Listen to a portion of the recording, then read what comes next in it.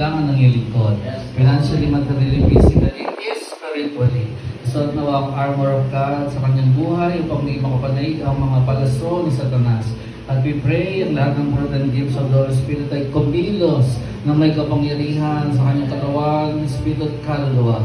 Ngayon din, in the name of Jesus Christ. Alay po namin sa iyo ang iyong lingkod na si Pastor John bilang mahalimuyak na samyo sa iyong harapan. In the name of Jesus Christ. Para God, ikaw siyang patuloy na mag-ingat kasama ng kanyang buong pamilya, samahan, ingatan, pagbalain, pagyamanin, pagtagumpayin ng iyong mga lingkod. Alay din namin sa iyo lahat ng mga pagkain at inumin at pagsasaluhan at ang mga regalo.